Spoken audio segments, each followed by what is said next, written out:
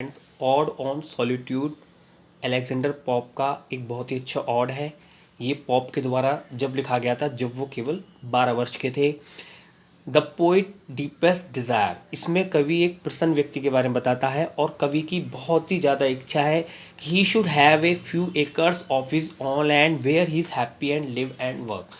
कवि चाहता है उसकी स्वयं की पैतृक भूमि हो जहाँ वो प्रसन्नता से रह सके और वह अपने जो स्थान है वहीं पर उसी स्थान पर रहना चाहता है और शुद्ध हवा में सांस लेना चाहता है। इसमें कवि प्रसन्न व्यक्ति के गुणों को बताता है कि वो कौन व्यक्ति प्रसन्न होता है। वह व्यक्ति प्रसन्न है his herds provide him with milk, जिसके पशु जिसे दूध देते हो, जो अपने खेतों से अन्न प्राप्त करता हो। He is able to take his own bread, जो अपना अन्न खेतों से प्राप्त करता हो, जिसको गर्मियों में जिस पेड़ उसके जो वृक्ष हैं उसको छाया देते हो और सर्दियों में जिसके पेड़ उसे गर्म रखने उसे अग्नि प्रदान करते हो, यानी भोजन पकाने के लिए या उसे गर्म रखने के लिए अग्नि प्रदान करते हो। वास्तव में वही एक प्रसन्न व्यक्ति है। वह व्यक्ति प्रसन्न है जिसको अपनी ज़मीन से अलग किसी और ज़मीन की इच्छा नहीं है। वह उस किसान को भी बहुत ज़्यादा भाग्यशाली बनता है जिस पर समय का कोई फर्क नहीं पड़ता है। आवर्स गो बाय, जिसका समय आसानी से गुजरता है, दिन भी आसानी से गुजरता है, साल भी आसानी से गुजरता है। And everything remains the same, जो हर वक्त हर समय समान रहता है। This man has good health, ऐसे व्यक्ति का स्वास्थ्य अच्छा होता है। He has peace of mind, उसके मन में शांति होती है। Which is blessing for him, जो उसके लिए वरदान होती है। वही स्लीप्स ए साउंड स्लीप, वो अच्छी तरह से सोता है। He is ignorant about the knowledge and competition in the world, यानी वो संसार में जो प्रतिस्पर्धा है उससे बिल्कुल अलग है। Almost the poet wants an unseen life, कभी अंत में एक अनजान जीवन चाहता है, अनसीन, जिसमें उसको कोई भी ना देख सके। He wants to live in solitude until he dies, वह अपने मरने तक एक अनजान जगह पर जीना चाहता है, एकांत में जीना चाहता है। ही वॉन्ट्स टू डाई अनलेमेंटेड, वो चाहता है कि उसके मरने पर किसी प्रकार का विलाप ना हो।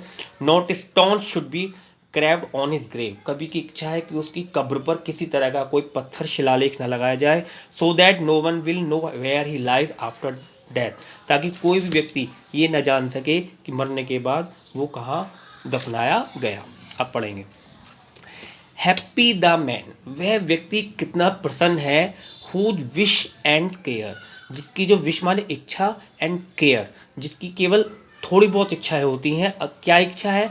A few paternal acres bound, जो केवल अपनी पैतृक जो माता पिता से जो मिली हुई ज़मीन है केवल उसी में प्रसन्न रहता है, केवल उसी की इच्छा रखता है, जिसको अपने पैतृक माता पिता के द्वारा दी हुई ज़मीन के सिवा और किसी ज़मीन की कोई आवश्यकता नहीं है। Content to breathe his native air in his own ground, जो केवल अपनी ज़मीन पर ही रहकर खुश रहता है, जो पूरे संसार में नहीं फैलना चाहता, जो जिसका जन्म जहाँ पर हुआ है अपने गांव या कस्बा, वो वहीं पर अपना पूरा जीवन जीना चाहता है और उसी में सीमित रहता है। हुज हर्ट्स विद मिल्क, जिसके जो गाय भैंस पशु हैं जिसको दूध प्रदान करते हैं। हुज फील्ड्स विद ब्रेड, जिसके जो खेत हैं उसके अन्न देते हैं, रोटी के लिए उसे अन्न देते हैं। Whose flock supply with him attire, जिसकी जो भेड़ हैं उसे ऊन प्रदान करते हैं ताकि वो अपने वस्त्र बना सके। Whose trees in summer yield, जिसके पेड़ गर्मियों में उसे छाया देते हैं। And shade and winter fire, और जिसके जो पेड़ है उसे सर्दियों में अग्नि प्रदान करते हैं उसे गर्म रखने के लिए या भोजन पकाने के लिए। ब्लेस्ड, कवि कहता है कि वो कितना भाग्यशाली व्यक्ति है। हु कैन अनकंसर्नली फाइंड, जिसे वक्त से कोई फर्क नहीं पड़ता, जिसमें जो हर वक्त हमेशा समान रहता है। Hours days and years slide soft away, जिसका समय आसानी से गुजरता रहता है, जिस पर वक्त का कोई फर्क नहीं पड़ता है। इन हेल्थ ऑफ बॉडी, जिसका स्वास्थ्य अच्छा है। पीस ऑफ माइंड, जिसका मन में शांति है। क्वाइट बाय डे, जिसका दिन बहुत शांति से स्मूथली गुजरता है। साउंड स्लीप बाय नाइट, जो आराम से रात्रि में सोता है। स्टडी एंड ईज, जो स्टडी का मतलब हार्ड वर्क, जो हार्ड वर्क भी करता है, रिलैक्स आराम भी करता है। टुगेदर मिक्स्ड, यानी मिश्रण, उसे आराम भी करता है वो कठिन परिश्रम भी करता है, दोनों का मिश्रण है।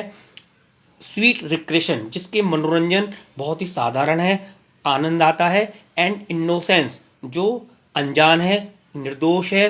Whose which the most doth please with meditation, कवि कहता है कि जो कभी उस फार्मर की तुलना उस जो फार्मर को जो शांति मिलती है खेतों में, वो बड़े से बड़े जो व्यक्ति हैं वो मेडिटेशन के द्वारा भी प्राप्त नहीं कर सकते।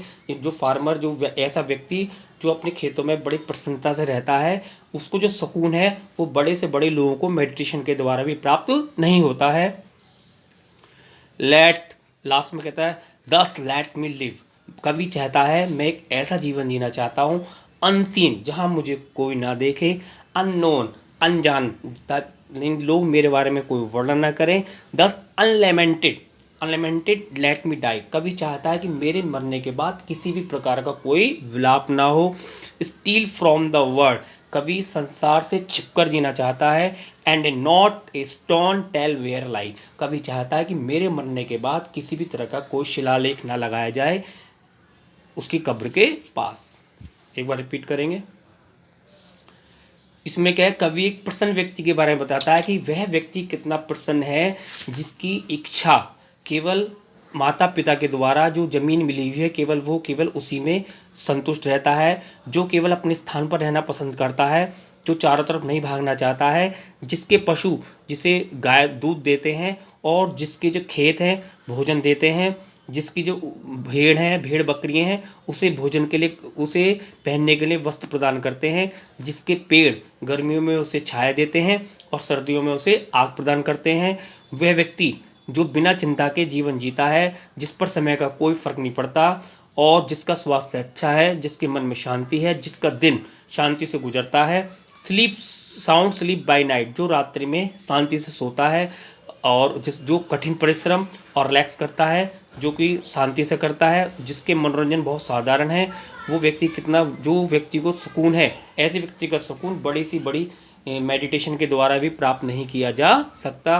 कवि अंत में कहता है लेट मी लिव, कवि एक ऐसा जीवन जीना चाहता है अनसीन, जहाँ उसे कोई ना देखे, जहाँ कोई उसे डिस्टर्ब ना करे, उसके मरने के बाद किसी का कोई विलाप ना करे, और वह छिपकर, दुनिया से छिपकर जीना चाहता है, और वो चाहता है कि मेरे मरने के बाद किसी भी तरह की कोई शिलालेख ना लगाया जाए।